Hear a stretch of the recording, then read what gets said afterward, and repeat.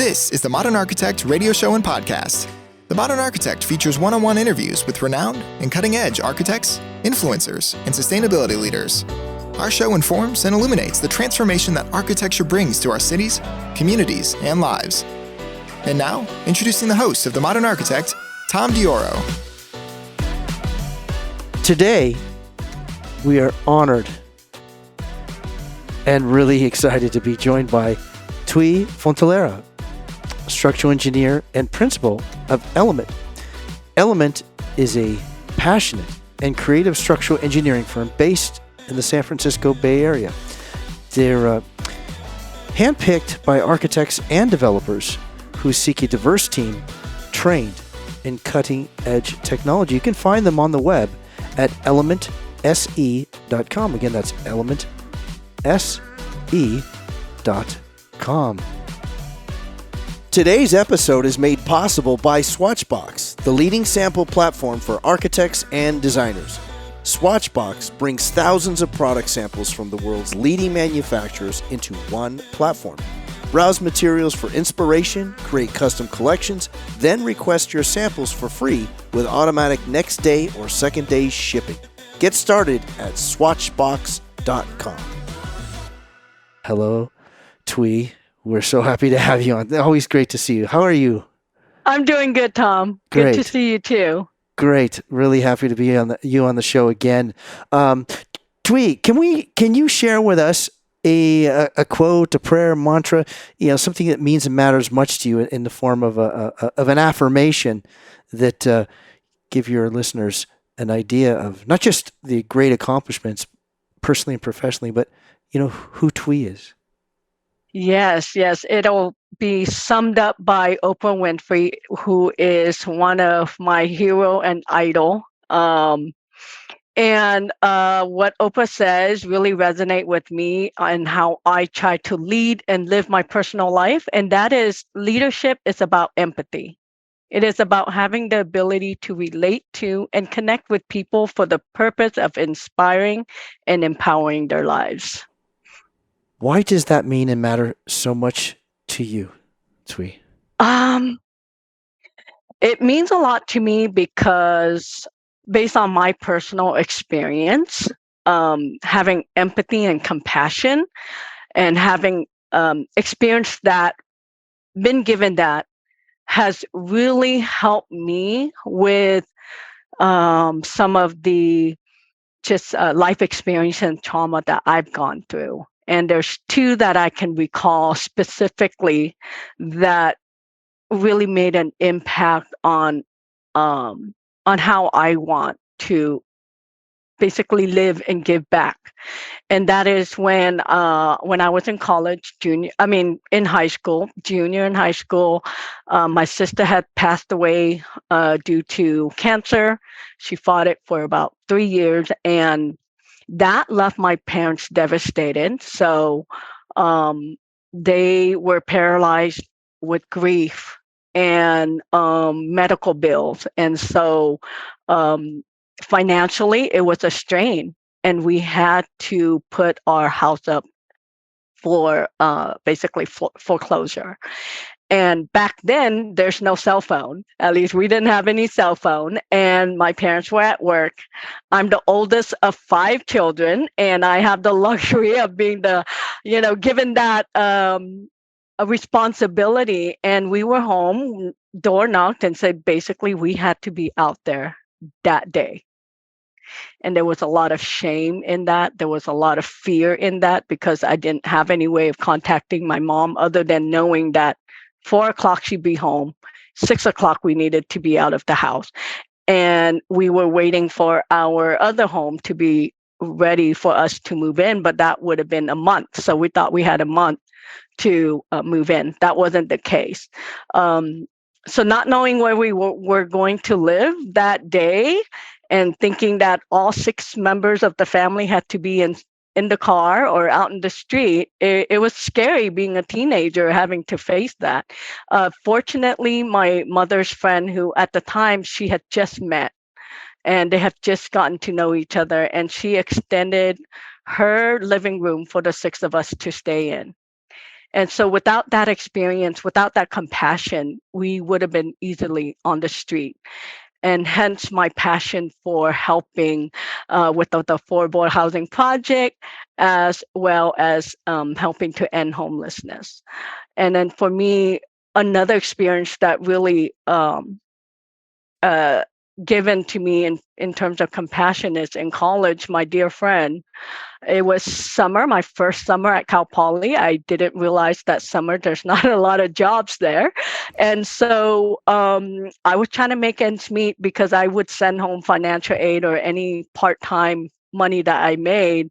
I was supporting the family going through college instead of the family supporting me. Um, and that was just, that was just the struggle. And that summer I took summer classes and I was trying to figure out how I was going to do that. And it got to the point where I couldn't find any more part-time job because there was hardly any. And my dear friend, she knew I had a lot of pride too, and I wouldn't want to ask her for just a freeload off of her. So, we were just sitting around. She's like, "What you doing? You want to go out?" It's like, "No, I'm just on a budget." And she recognized the hardship that I was facing, and instead of just saying, "Here, I'll give you some food," she's like, "Hey, look, let's go grocery shopping. I'll use my mom's credit card, and you cook, and we eat, and we'll call it even." And so that's what we did. And so that for the rest of that summer, she would go grocery shopping and I would cook, and kind of come from a family of cooks too. That's my mom had a deli sandwich and a catering truck.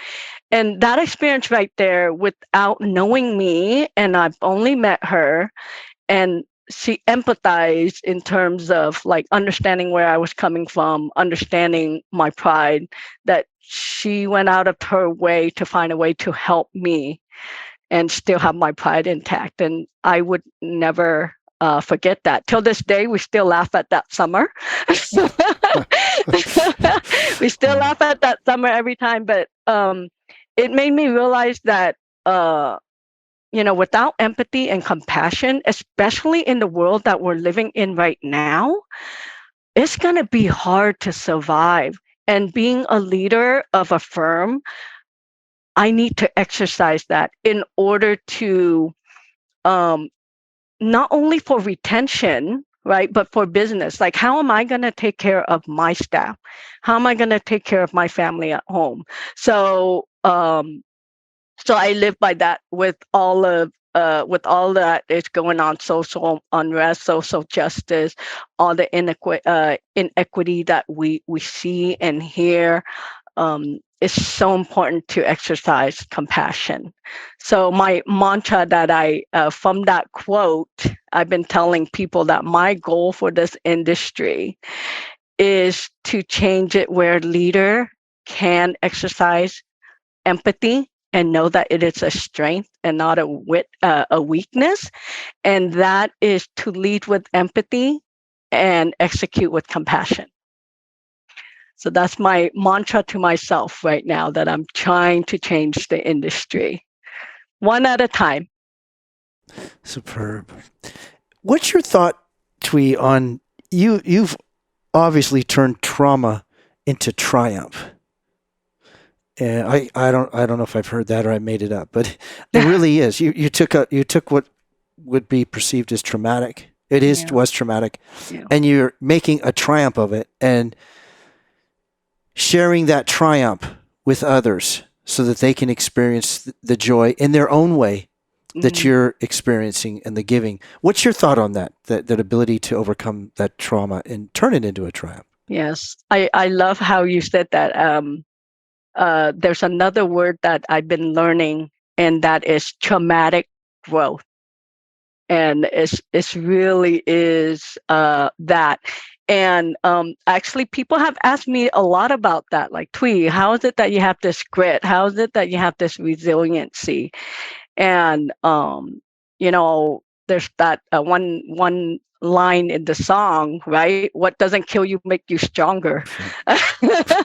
I don't, I think because at a young age I had to adapt, I've had to survive, that it came somewhat natural for me. At the same time, it gave me kind of that intuitive um, feeling and gut feeling of being able to walk into a room and actually have this vibe. Like, I feel this vibe with people that I talk to, that they may have some trauma that I'm not aware of.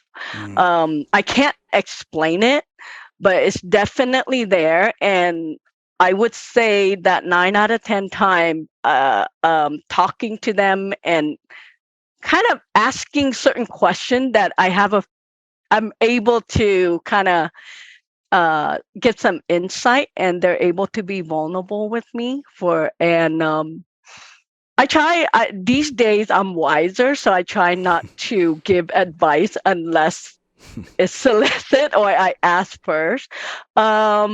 But I've always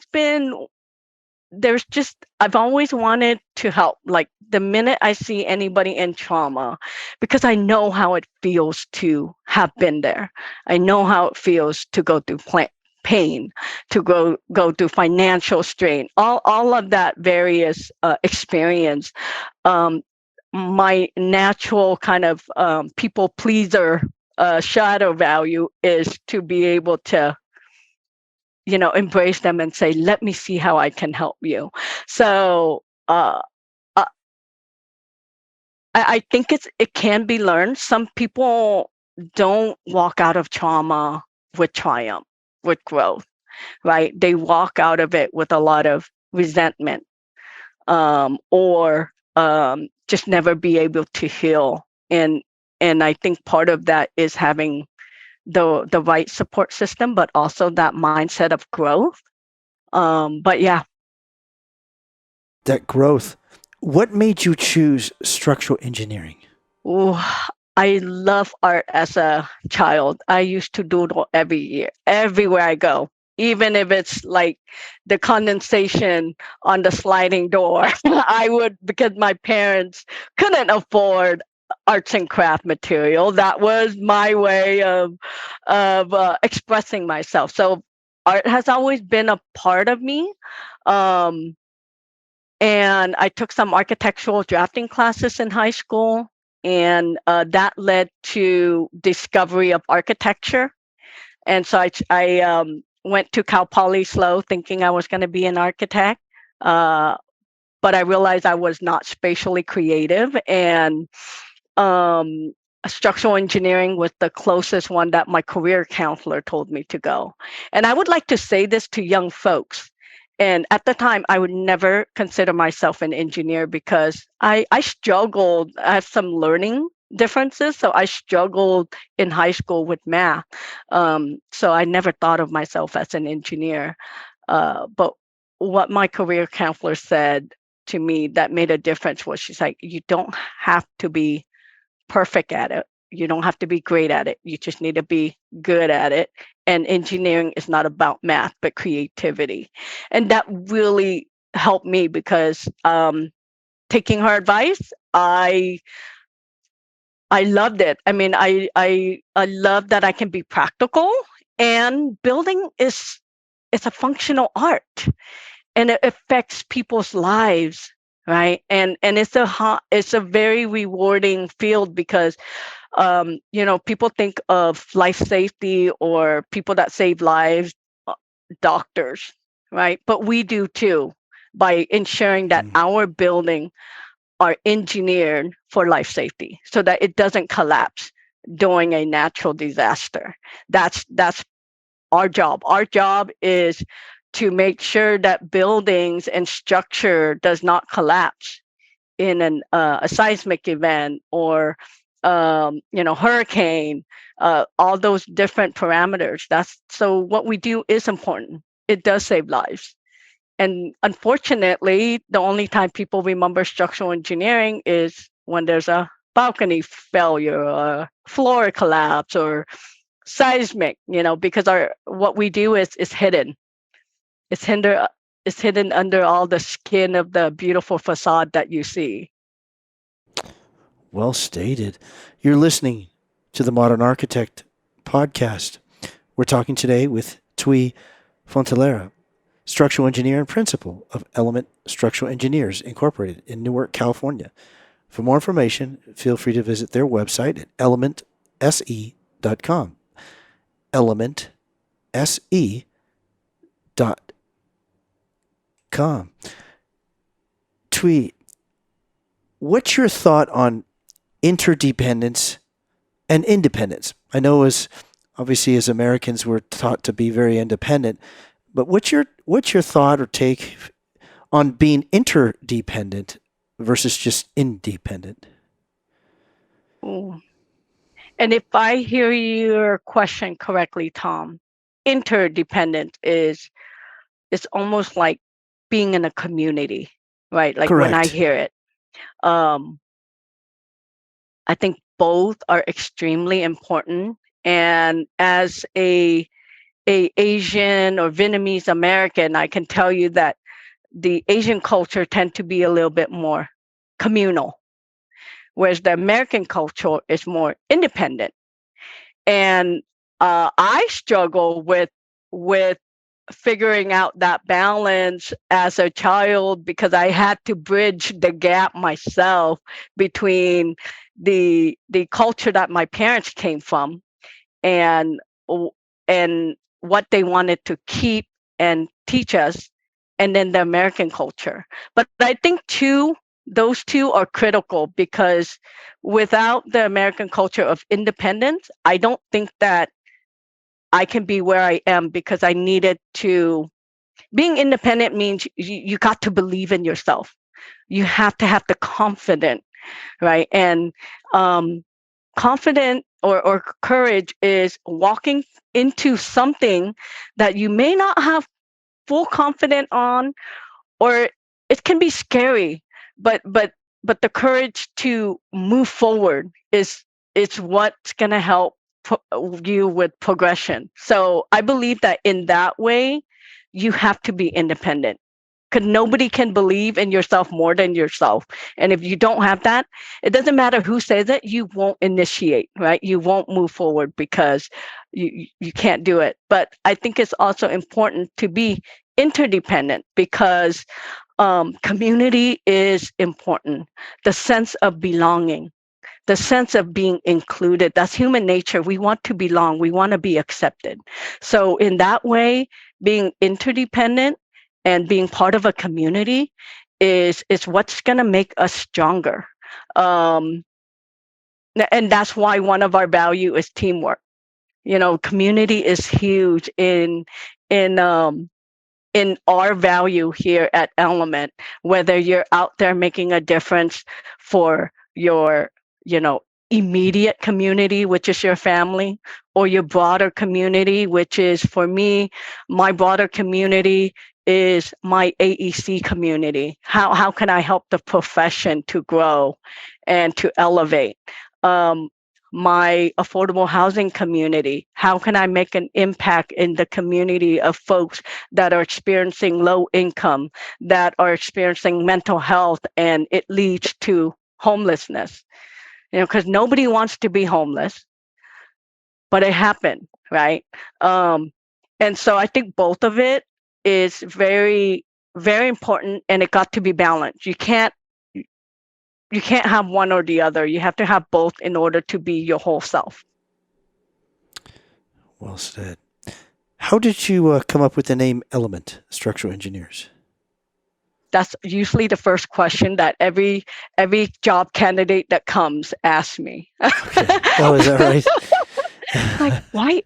How did you name it Element? And what I can say, I was trying to come up with like creative ways of like combining my family names or just taking my last name. And I didn't want that. I didn't want a last name that anybody that comes to Element may not feel that ownership of the last name Fontelera, right? And so I knew I didn't want to label the firm using my last name.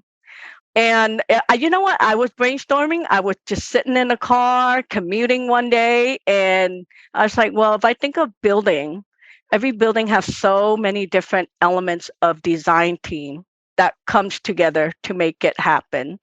And then the building component itself are made up of various element of, different type of material, different types of connection that comes together to create a building. And that word element kept coming up, and I was like, that's what it is.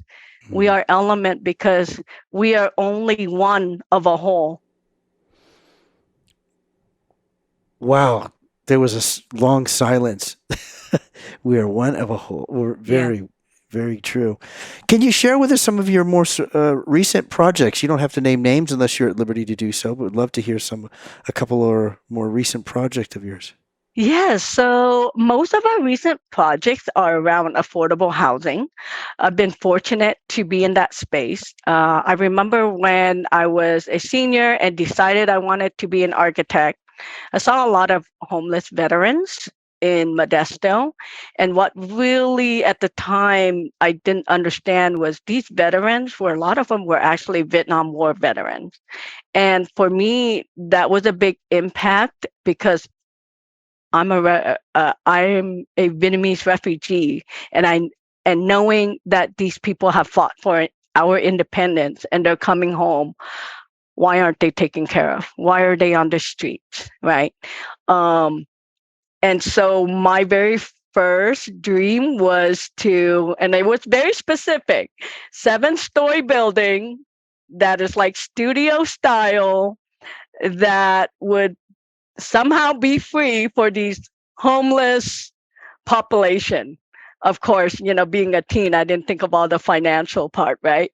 I was in just utopia thinking that that would just be a wonderful thing to have to help these people. And I feel very fortunate every day that we get to do affordable housing projects because we are using our profession to make an impact. So in a lot of ways, I can say that my dream has come true. Right. And so most of our projects are affordable housing ranging from Sonoma, Napa, all the way down to Santa Cruz. We have a couple of them in Oakland that are under design or in the early stages of construction. Um, and we got about 2 that are under construction that's off the ground and a couple that just completed.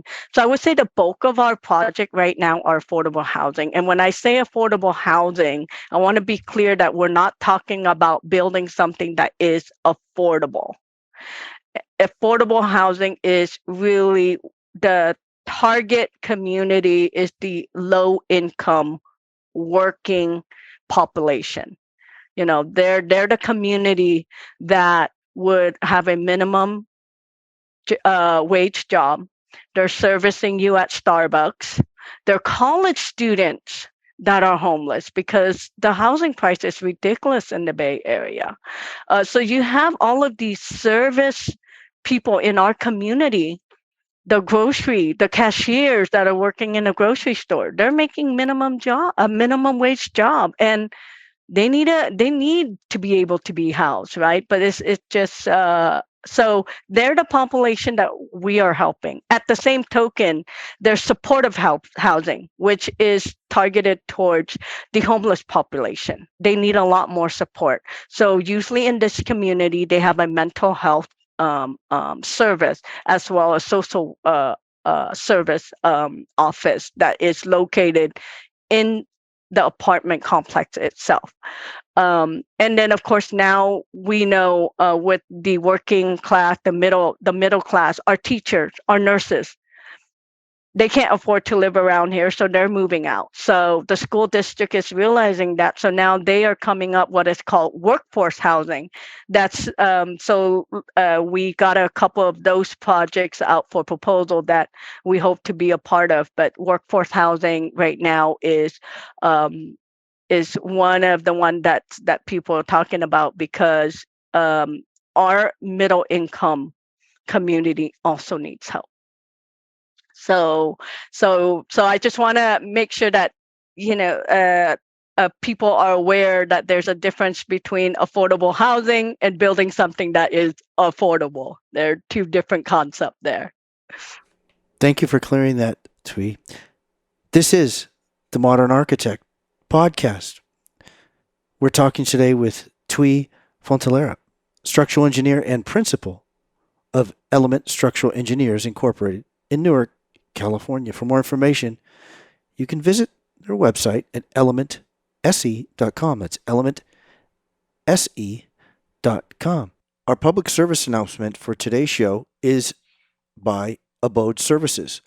Abode Services' mission is to end homelessness by assisting low-income, unhoused people, including those with special needs, to secure stable, supportive housing and to be advocates for the removal of the causes of homelessness. For more information, feel free to visit their website at abodeservices.org. Again, abodeservices.org. Thuy, you've talked about empathy and leading with empathy. How has that impacted the culture at Element?